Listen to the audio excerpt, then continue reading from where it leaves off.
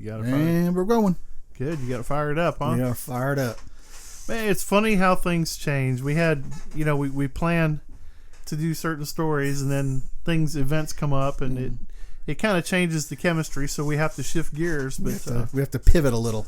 But that's not a bad thing. Sometimes that's when you do your best work. So hopefully. Oh yeah. Well, I think we're pivoting to a common topic, since it's kind of a binge watching thing that you and I are kind of looking at right now. So well, we're both huge music guys, so that's really kind of, and it's a lot of our tastes. Even though we have different tastes, we have similar in many areas. Sure. A lot of it's because we kind of came up around the same time. We hung around, did rodeo stuff, right. And and all that stuff like that, and we did some clubs and hanging out there, and I don't know. You just kind of back, I guess, when we were younger, a lot of what we did was around music. I mean, if you think about it. TV, MTV came out when we were college age. Yeah, and so for me, it came in like my first year of high school. But so you just found out how our age difference goes here. Yeah, so we're binge watching, we're binge watching Tales from the Tour Bus, which is phenomenal. That show now season 1 is all about country legends. So we'll be talking about, or the show's about Johnny Paycheck, Jerry Lee Lewis, George Jones, Waylon Jennings, Blaze Foley, Billy Joe Schaefer, and all the things the antics they get involved in. And they're great. Well, it's funny because Mike Judge is the guy that's doing this. And what he's done is he's kind of put together a biographical oral history presented on these musicians. And he's done a really good job of keeping each season in a genre, right?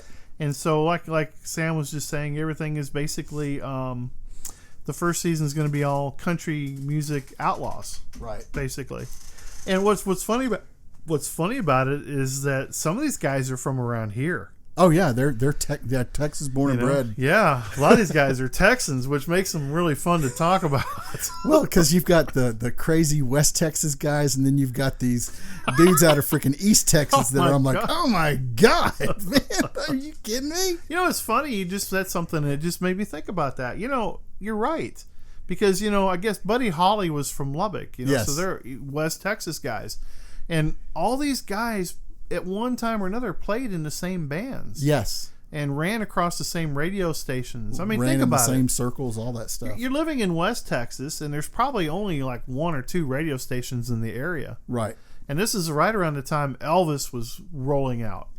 I mean, it's funny because when you see that, and you think about that history, these are just dudes that are like not making any money. Right. They're kind of rebelling against their parents, and a lot of them were gospel singers. Yeah. I mean, think about that. They were all, I guess that's where they all started, was in church.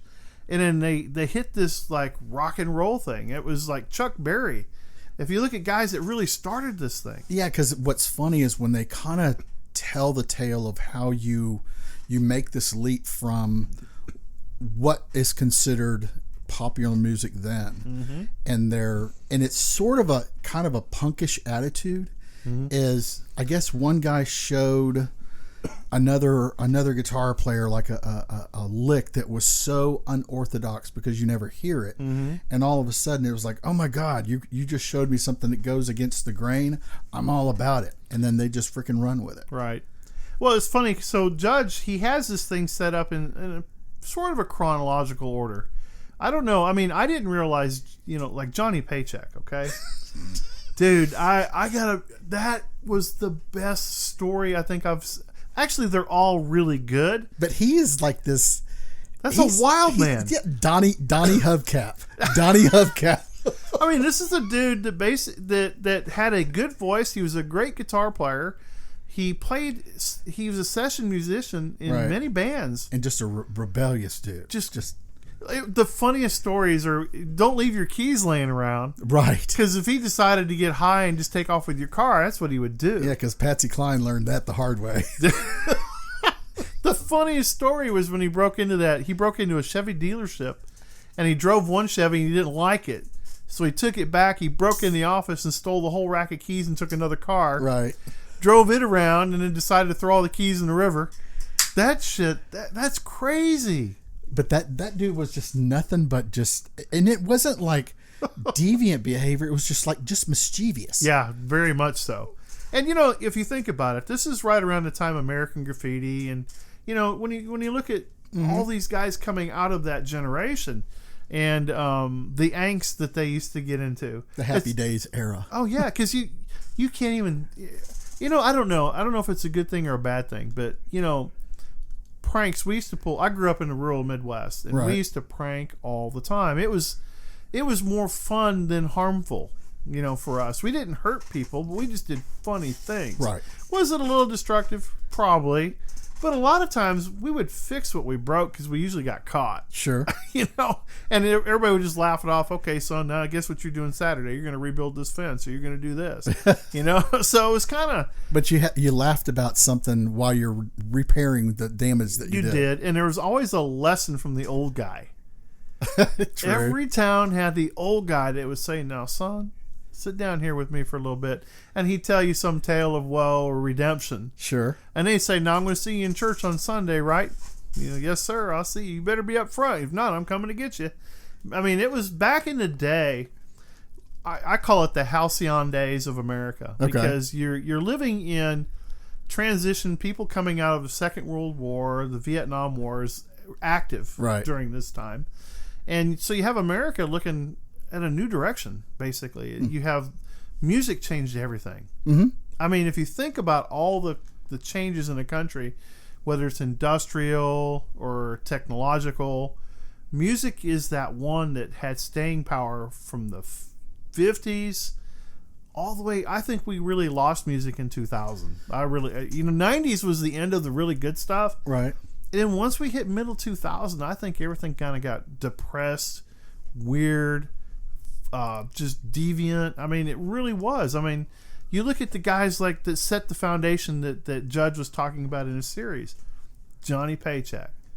Then he goes on to talk about Jerry Lee Lewis, which was amazing, because we all saw Great Balls. I hope we did. Yeah. Great Balls of Fire with Dennis Quaid, one of his best movies ever. Yeah, just crazy. It was a good movie, but he married his cousin. He went to Europe, and he was. The best part was where he lit the piano on fire and walked off and told Chuck Berry, follow that. Well, and so, to touch on the part you're saying about just telling the tale. Yeah. The thing about this series was the way that they told the story. It's not, the story isn't told in a biographic way where you're watching a movie and watching how Jerry Lee Lewis or it is hearing the stories in the way that you want to hear them. You want to hear all the screw ups and the funny stuff that usually gets left out. I mean, the stories that they describe are hilarious, but the common thing amongst everything in this first season is since everybody in this first season was some sort of a country legend, whether you're a performer, player, or songwriter, and they were all outlaws, and all outlaws in varying degrees. Whether you were an outlaw to Nashville or Austin, because those are really the two areas that they concentrated the most, and those are two areas that always fought for artists. But every one of them had either a drinking problem, a drug problem, guns, or dynamite, and they were always failing in their fucking marriages. And that was the thing that was hilarious.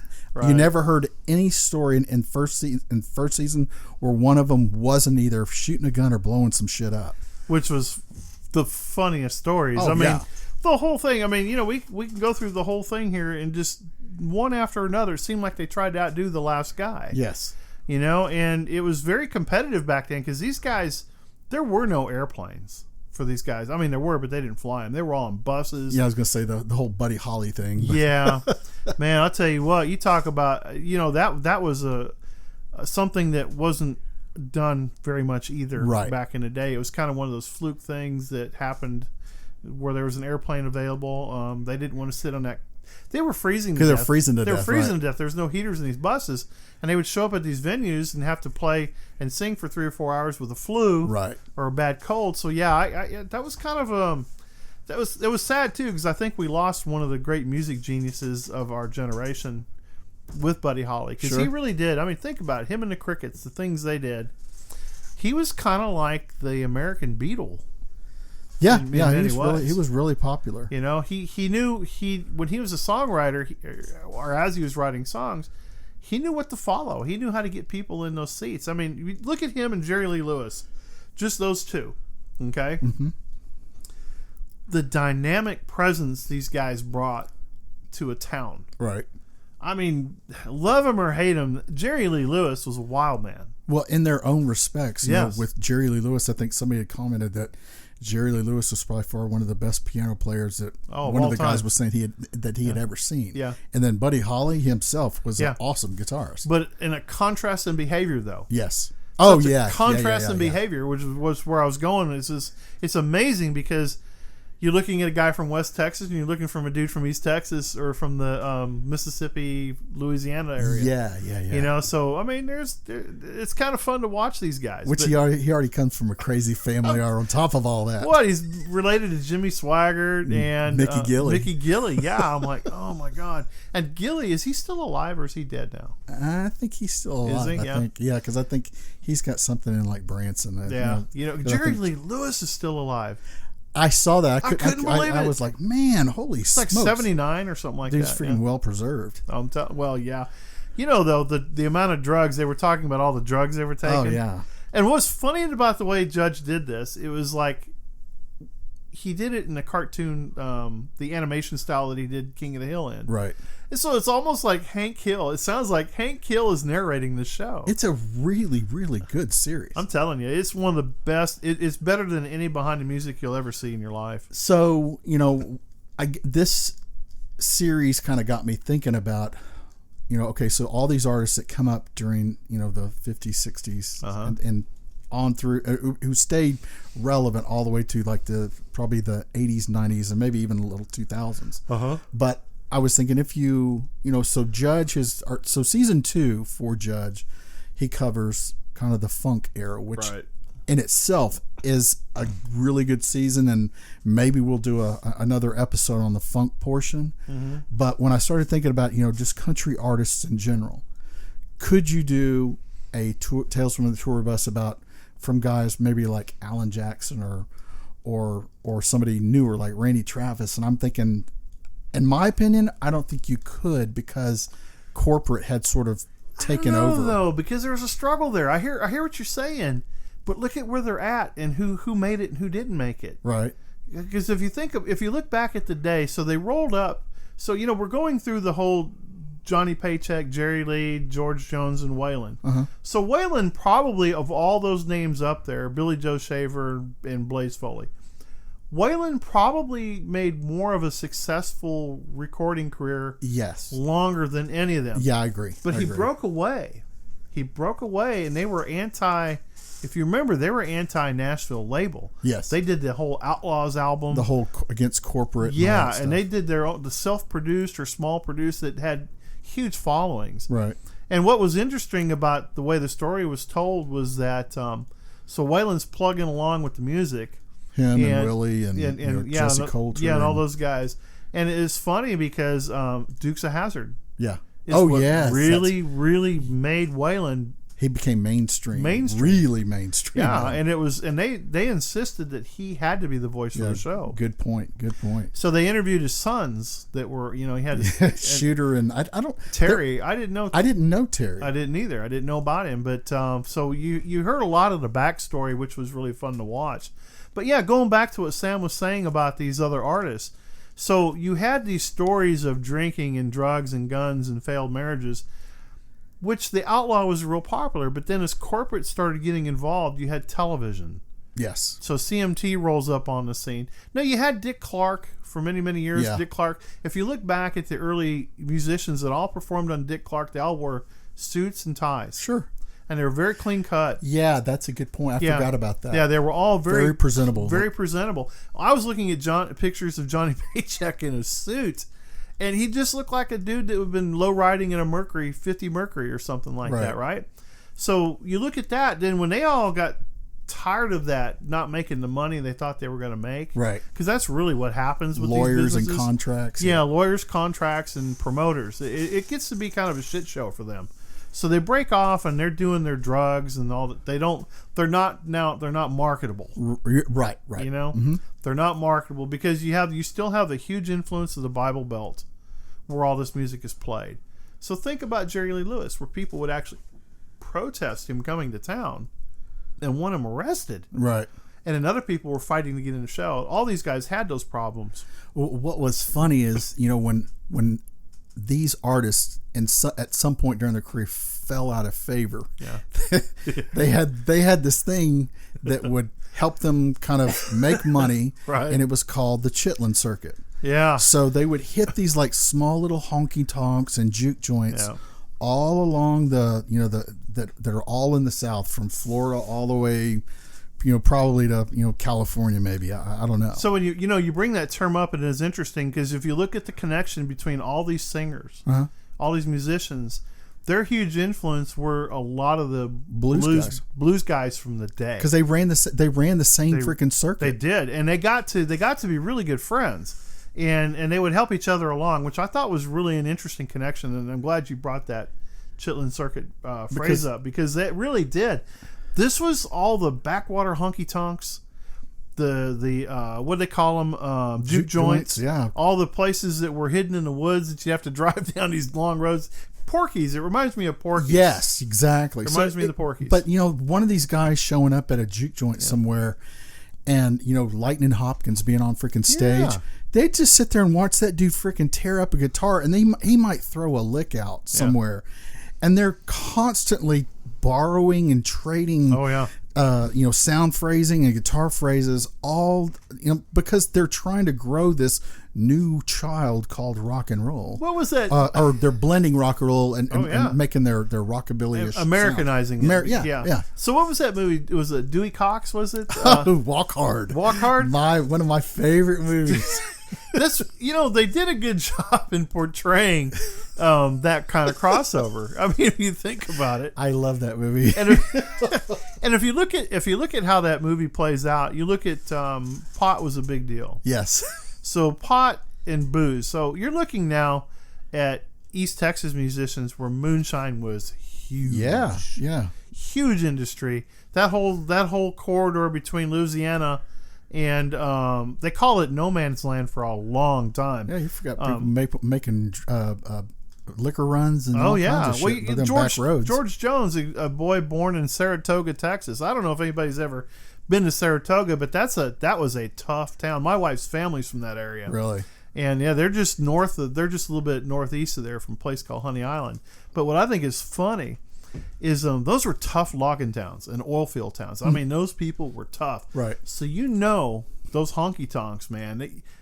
I just see Jeff Healey in Roadhouse with the chicken wire around it, and they were explaining playing in clubs like that. Yes. Well, if there wasn't blood on the floor, then it wasn't a good night. I want to say, in my entire life, and I think that I'm fortunate that I saw this, I only went into one club in East Texas somewhere, and it still had the chicken wire around the stage. I've never ever seen that anywhere. About the closest I came to was some little joint that I went to in Columbus back in like the mid to late 80s. That was something like that. And I came walking in wearing we had just come from a rodeo. So we walked into a joint that basically was full of nothing but like hard rockers. Sure. Man, we freaking partied with those dudes. Oh yeah. Because they're like, oh my God, I can't believe you like this music. I'm like, hell yeah. Shoot, yeah. I mean, music, man, it's I think it's where it's at. It's a big influence in my life. But yeah, so you see these guys like Waylon coming out and doing the things they're doing. Right around the time Waylon really kind of peaked is when we started seeing the other acts start to show up. Okay. You had the Dwight Yoakams of the world, the Randy Travises of the world, Clint Black, Alan Jackson, Brooks and Dunn, and actually Eddie Rabbitt, all those guys. Because we didn't even talk about Conway. So Conway that's actually good. Think about that. So Conway actually started rolling up. I actually like leaving Conway out of shit. I hear you, but he was a big influence in that transition, because he was a crooner. So when you start looking at these outlaws that are playing all these honky tonks, they were looking for the next guy. Right. So that's where the guys like Conway, Charlie Pride, Charlie Rich. Oh yeah, Charlie all Pride. These guys started stepping out into that spotlight that these guys were vacating. Right. They're still playing, but they're not in that spotlight. So you see these guys rolling up, and you start seeing that the organization of the record companies is becoming more of a corporate entity. Yeah, well, they're taking over. These aren't like wildcatters anymore. They're controlling the artists. They're controlling the venues that the artists are playing at. So it's becoming very corporatized. And they're grinding these guys into the ground. That's what happened to Holly and those guys. They were just grinding Holly into the ground. Right. So CMT rolls up, and so CMT was a big part of our music viewing. It was kind of like the MTV for country music. Right. Right. And I thought it was a great idea. They had some great shows on there. The thing I like about CMT is, like MTV, it exposed me to artists that I normally would not have heard on regular terrestrial radio because radio wasn't playing them. So this was like an extended view into an area that never got any exposure, like McBride and the Ride. Right. Well, that's the first place I saw the Mavericks. Okay, all right. And I'll tell you what, I am a huge Mavericks fan. Raul Malo, that dude can sing. Oh, yeah. Oh, my God. They do one of the best versions of Gentle on My Mind that the great Glenn Campbell made it famous, but it was another guy that sang it. Johnny Hartman, I think, might have been the guy that did it. I'm not for sure. But anyway, Raul Malo, that was my first exposure to them, and Junior Brown. Oh yeah. Dude, that's the first time I ever heard Junior Brown, and I am a huge Junior Brown fan. Now Junior Brown, so I've seen him. I saw him a couple of times at Satellite Lounge, or not Satellite, Rockefellers, and so he likes traveling in the smaller venues. So there are guys that they're particularly. They're actually I look at the chitlin circuit as tiered levels. Yeah. So you've got tiered levels of you've got shitty little joints that you don't want to play. Then the next level chitlin level is someplace a little bit nicer. Well, hitting Rockefellers and Satellite Lounge here in Houston and some of the other higher end places that were larger than it's a big arena. City venue for them. Yeah. This is a big deal. Well, it's funny because the antics are a lot different when you look at the Outlaws, because we were talking earlier about guns and dynamite and things like that, where they did a lot of outlawish things. Right. It started turning more into closed door drug culture. Yes. A lot of heroin use, pill abuse, things like that. You saw that happening. Alcoholism probably took one of my favorite musicians, and that would be Keith Whitley. Oh yeah, well, that and cocaine. Dude, yeah, that guy. Keith Whitley was one of the best songwriters ever on the planet, and he was a great singer. But you look at that lifestyle, and I know we bash on this dude a lot, but Garth Brooks, when Garth Brooks, he was the arena stadium guy, and I am not an arena stadium venue visitor. I like going to the smaller, intimate spots. There's a place in Tomball called Main Street, right? And actually, we're going there tonight. And to listen to some live music. What I think is funny is those places. When you look at New Braunfels, right? You look at San Antonio. What is it, Chatham Street? You look at all. There used to be a place. Now there's a Rudy's Barbecue on it, but it used to be the Crystal Chandelier in New Braunfels. That's the first place I saw George Strait before George Strait was anybody. Well, so I kind of had this thought today. This is more towards like eating establishments, but. It sort of relates is when you so if you're a good singer, okay, and you sing in a small venue, and and small venues have their own acoustic quality. Oh yeah. Because you're a good singer doesn't mean that the quality of your singing will scale up to the venue. If you go into a larger venue, it's obviously more pressure. Yeah. So it doesn't necessarily mean that your popularity in a small place will translate to a larger you got place. A sound guy doing. You're only as good as your sound guy. Yes. I'll tell you straight up. So, I am not a fan of this particular guy. He's married to Faith Hill. What's his name? Tim McGraw. Tim McGraw. I can't even say his name. I honestly, you can hate on me all you want. I was at the Houston Livestock Show and Rodeo when he was there, and the sound went out. Okay. Now those guys all play with the monitors headset in their ears, Sure. so they basically are only as good as what they're hearing. Right. And it was a train wreck for about 10 minutes of him just continuing to sing through the song. Mm-hmm. And it was like, he was so out of tune, and I'm like, oh my God, I would have stopped my show. Yeah, that's I'd have started telling a joke or something. I would not have sang. That's the thing I have about editing is I try to The figure whole out Milli Vanilli thing is how much of the singing is you versus how much is the singing is coming out of the process. And so you know where that pressure's coming from, right? The promoters, the record company, the people that own that dude. Right. They're the ones that are saying this is how your show has to be.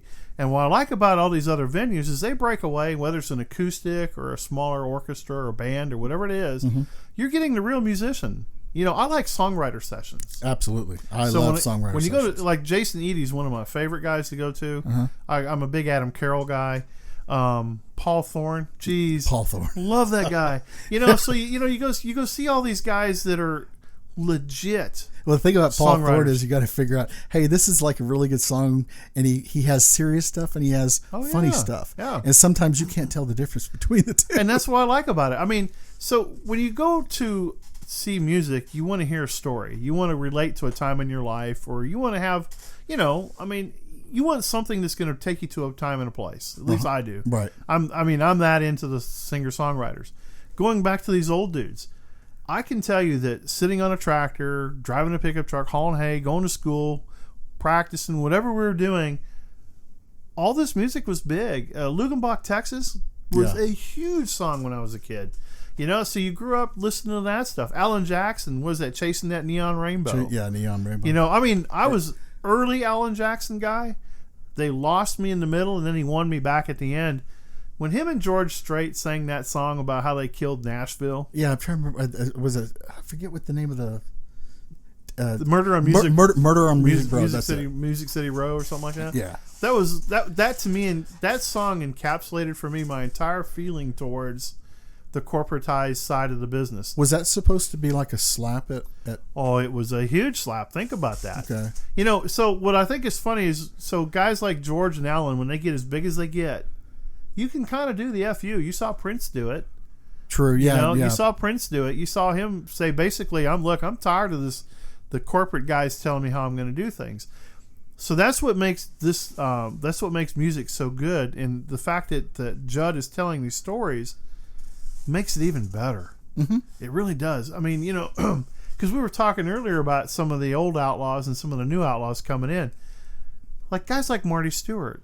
The Marty Stewart's played. He sat in sessions with many bands. Oh, that he goes back to like old timers, like yeah. Oh, the God. I forget the artist because the artist showed up in like the old Beverly Hillbillies, like. Right. Lester Flatt and Earl Scruggs. Earl Scruggs, so he would play, he'd learn. With Bill Monroe, all those guys. He sat at their feet playing. Oh, yeah. Well, it's like Ricky Skaggs, the same way. Yes. All these guys rolled up through that whole thing, because, so living in East Texas for quite a few years, there's a lot of songwriters out of East Texas. There's a dude named Mark Nessler. Yeah. Huge gospel. A lot of gospel and a lot of country. There's a dude by the name of Mark Nessler that lived in Buna, Texas that nobody's ever heard of. But he's written many, many songs and co-written many of these songs that these artists were singing back in the day. Right. I remember as a kid when Mark Chestnut was working at the lawn and garden department at J.C. Penney's. Dude, I mean, like, it's so. And George Jones, I saw him everywhere as a young adult in that area. Yeah, when he's a fixture in the community. In the community, he was in Comusneal. He had a place up in Well, he had Jones Country Music Park up there. Now, he had this Jones Country. He had this place over here off of 249 years ago. Back when I used to come here in the 80s with my girlfriend at the time. We would come up here to dance, and he was always sort of a no-show if he decided to do a show up there. That was funny. That was the best thing about him, was the whole no-show. And so Judge does a good job. I'm going to keep pimping the show on Cinemax because it's damn good. Right. He does a good job of filling in a lot of the blanks, because all these band members and people that who basically you'd call their entourage, Right. are all part of these stories, and they're sharing the ins and outs. They're the layers of the onion that you don't get. Like if you're reading it in a book, you're only getting like one person the intended focus of the book is telling you how things go, but you've got these layers of the onion telling you from all these different perspectives about things that happen. That's how I want to hear a story. It's like 360 degrees. It seems like everybody wants to paint the positive picture, and they're worried about liability of saying things. Right. Well, unfortunately, most of these guys are dead, and so they're going to tell the stories. They're going to tell you how it happened, and the fill-ins are the best part. But going back to some of these acts that were coming up, so we were moving through the CMT era. Mm-hmm. We were talking a little bit about the corporatization of the entertainment, and we're also talking about the back circuit. When you start looking at guys that were groups, because we were talking mostly about individual artists, a little bit. So you look at some of the groups, because that's really the hard part when you think about it. These super groups that came through. The biggest group I remember as a kid would have been Alabama. Uh-huh. Those guys were on like a 20-year run. Well, the thing about Alabama is, like, depending on what artist you spoke to, I mean, now if you went and talked to Alabama, they would consider themselves Southern rock, which they played a different kind of country music than, say, Statler Brothers or Oak Ridge Boys. Right. So I think that the Statler Brothers and the Oak Ridge Boys were all in that same group. You had Alabama, Statlers. Statlers were more of a gospel harmony group, right? That just happened to pull themselves into mainstream, right? So so we moved through, because Alabama was a big part of music when I was a kid. Mm-hmm. But what I thought was funny is when I moved to Texas years later, started picking these groups back up again. The Kentucky Headhunters. When those dudes rolled up, they came out of left field. Damn, you talk about good. They had some good stuff. And they were wild, man. I mean, those guys were wild. Yeah, these guys look like they had just come from a still out in the woods somewhere, and then just came into the studio and just started picking up instruments. They're crazy. They were. So you had guys like them roll up. You had McBride and the Ride. Yeah, Brooks and Dunn. And the thing that's funny about McBride and the Ride, and McBride and the Ride has kind of a personal thing with me, because when I was dating my wife, or my soon-to-be wife at the time, they were a big band, and there was some song that they used to sing, and I was like head over heels in love with my wife to be, and so I would serenade her with these songs, so that people, oh my God, you sang to your wife? I'm like, yeah, fuck yeah, I did. I'm telling you, you got to do what you got to do. Yeah, and it was just it was the thing at the time. So, but it's funny because I was more of a dance hall guy. So Annette and I used to go dancing on Wednesday, Thursday, Saturdays. Same with us. All the time. So you're either doing two-step, or you're doing a swing, or you're doing a polka. And for me, I really love that whole West Texas swing thing. Right. If there's a swing band in town, I was there. One of my favorite George Strait songs are all when he does swing music. So Sleep at the Wheel was huge for me. Yeah. So Ray Benson and those guys, I mean, I've probably got every song they've ever put out somewhere. Susie Cash Dollar, all those. Oh yeah, all those guys. Yeah. So so I spent a lot of time in these Central and East Texas dance halls. And that was back, I'm talking Donnie Walser days. I'm talking. Oh, yeah, I remember Don Walser. Yeah, Waltz Across Texas and all the songs that they would do. And that was just good times. I mean, and then Urban Cowboy came out and ruined it for everybody. Now, I will say that with getting married, I was always sort of a rock and roller deep down. Oh, I still am. But yeah. If you want to go socially, going out and dancing at dance halls and stuff like this, you kind of learn to love country music because it was easier to go do things with friends and definitely dates. Yeah. Versus going to, hey, you want to go to a concert, or you want to go to a rock and roll show? You can't enjoy social activities at a concert. Yeah, you just can't. It's fun. You're getting, so to speak, you're getting exercise, right? And you're drinking and having a good time because I never went with not being in a group. I was always with a group of probably 10 or more. Right. And there's, where we live here outside of Houston, one of the dance halls we used to go to, there's a couple of them that actually are within 5 miles of where I freaking live, which I think is funny because I used to drive to these places when I lived closer to Sugarland. That's funny. There was no place I wouldn't drive to go to a dance hall. Tin Hall was our favorite one up here. I used to and I hate that place isn't open anymore. Right. But the sad thing is you can't let the average person of today, you can't let those idiots in these clubs anymore. There's always some shit starting. Particularly, with everybody's got like a violent attitude, and it's just stupid. I mean, I don't get that part, but it's funny because I was raised. So my music started with classical music. As a kid, classical music is where we were, right? And that's just how we started. That's how we learned music, and then from classic, I became I kind of like that Mississippi Delta blues stuff. See, that's where I migrated to. Yeah, and that took me more into country. It was really weird the path I took. But what was funny is going through high school, I was a huge Steve Miller fan. Huh? So so a lot of the music, Eagles was really big, and what I thought was interesting about the Eagles was they were basically a country band. Mm-hmm. They were. Bluegrass is one of my favorites. Freaking Don Felder. Yeah, exactly. And bluegrass was one of my favorite genres of music, which I still listen to today.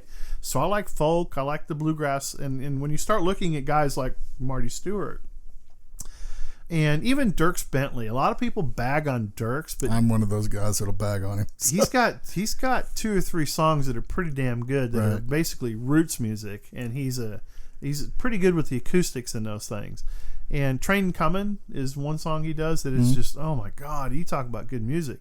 But I'll even go even darker down that hole and go with a group called Seldom Seen.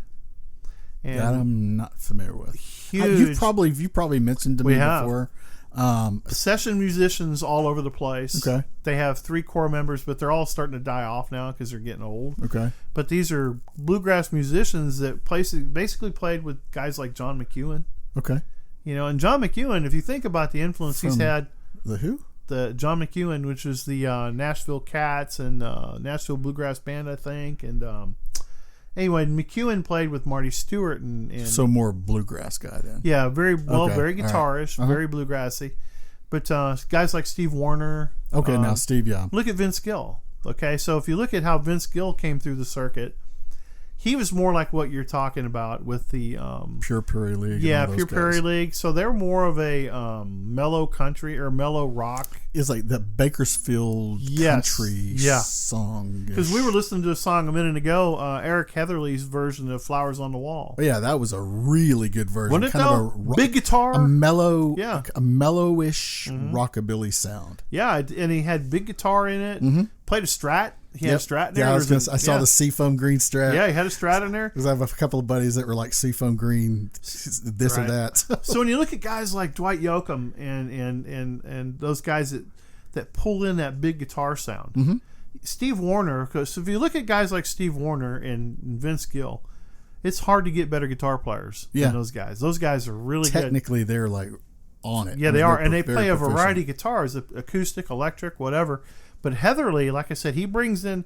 I felt like they were trying to pull him along the Chris Isaac thing. He had that Elvis kind of hair with the cronish. Yeah, pretty much. But really good musicians, and it's fun because I'm hoping to see Judge go down that road. Because season 1 is basically about the country, and then he talks about the funk and all the other stuff later. But we'll finish off with that. Right. But what I think is funny is how he put these 2 episodes or 2 seasons. They actually complement each other, and I was thinking about that the other day, because of the fact of the term chitlin circuit that you threw in there. Right. That really kind of tied it, because when Jerry Lee Lewis started with the piano and he talked about going into juke joints, that's exactly what happened. That's how he found them. Right. Because you have a lot of poor people back in the day. Kids didn't have cars. No. Okay. No. They either hitchhiked, stole a car, or walked somewhere, or rode a horse. But and they would sneak it. All these backwater towns, or in a barn. Yeah, that they would have they're like a hoedown in a barn. Yeah. And so it's fun to see that. And I'm hoping Like there's a lot of small music venues around us. I know McGonagall's Mucky Duck in downtown. Duck, yeah. The Main Street in Tomball. Mm-hmm. And as much as I didn't like Dozy Doe for a long time, I've actually been to 2 or 3 shows there. Right. I actually like it now that they've reset the building and moved the stage, and it's still not comfortable seating, but it's a good music venue. Okay. Which so I'm not going to bag on him anymore. I've spent 5, 6, 7, 8 years being mad at those guys, but I'm not gonna be mad at them anymore. Okay. You're just not. Because we just saw Jason Eady there 2 or 3 weeks ago with Connie Patton as his wife. Okay. And it was a really good show. But then again, how can he ever have a bad show? Because that guy's really good. But so you look at that, and I'm hoping that this resurgence continues. Yeah. Just artists that so we have a lot of breweries around here, and one of the things that I'm starting to see a little bit more of is some of these breweries are allowing smaller artists to come and do like a quiet session at the brewery for a couple hours, maybe like on a Friday or Saturday night. See, and I think they're missing the boat by not expanding on that. You live in the state of Texas, guys, okay? This is where music and beer is synonymous, yeah. And we have outdoor venues in the fall and in the spring. Start utilizing that stuff, because I'm telling you, people are going to come and they're going to listen and they're going to enjoy and they're going to have a good time. I would love to see all these independent brewers have a festival to where you can go listen to this music and enjoy this stuff. So I'm gonna bring this up because it just popped up on the news the other day. So where White Oak Music Hall is? Okay, so down in the Heights area. And the only reason I bring it up is because the White Oak, I think that's the name of it, but anyway, they are known for live music in the Heights area, have been for ages, years and years.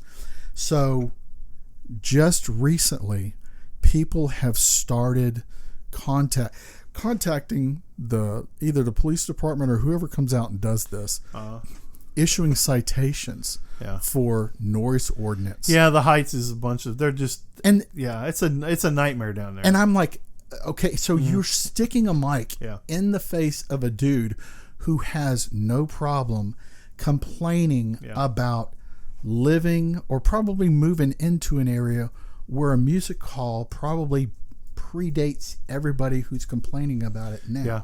So suddenly the business that had no problem before now has to keep quiet because you think that now that you live there, these people need to quiet down. It's fucking music, people.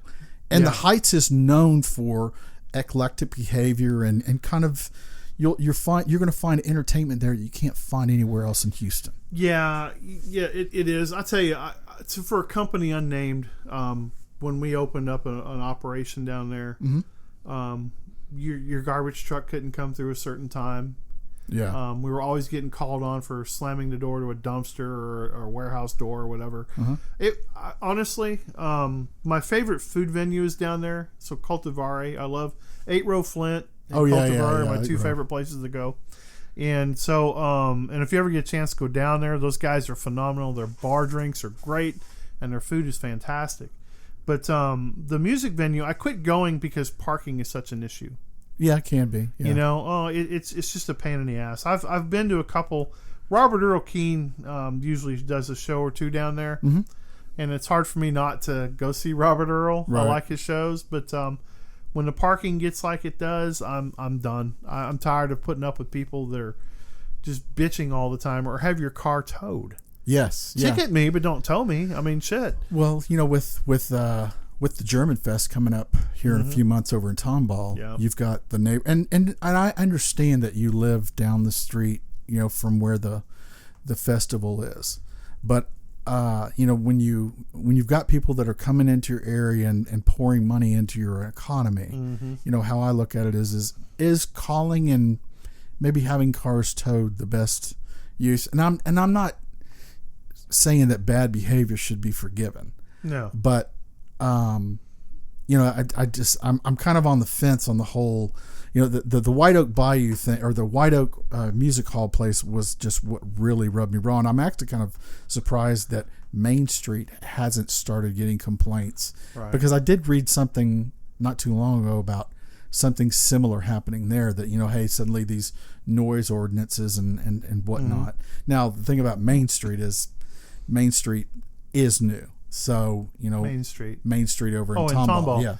Yeah, it's new. So they don't have as much legs to stand on there. But the way they do it though, and it's smart, is they have a limited amount of seating, and you have to get your seating online.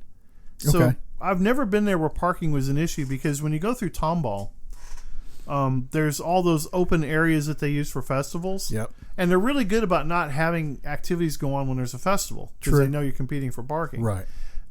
So like tonight, like I said, we're going there tonight. We shouldn't have any problem getting a parking space, so I'm not worried about that at all. But I just love the fact that, well, there's even a guy that's songwriters. He does a songwriter show, Kyle Hutton. Okay. You need to follow him, because he'll really tune you into some good Texas songwriters and music and stuff like that. Okay. And even the people that run the Main Street, they run that as a nonprofit. So they only make their money off the food. They pay the artists everything they get at the door. I follow them on Instagram. So I love that place. They have some pretty entertaining videos that they put out almost daily. It's quite theatrical. There's some funny stuff they put out. Well, they have a lot of tribute bands that roll through there, which I think is funny. But I mean, Junior Brown plays there 3-4 times a year. Right. That's a must see. He is, for sure. But like I said, we've kind of reminisced a little bit about our thoughts on the first season, and we both are into season 2, but we're not going to really talk about that right now, because now I got to be honest with you. We'll give you a few highlights on it, because it talks about some of our favorite funk. I'm a big funk guy. I love funk music. I'm not really a George Clinton guy, but I understand his contribution to it. Right. I really enjoyed the Rick James and the James Brown episodes. Right.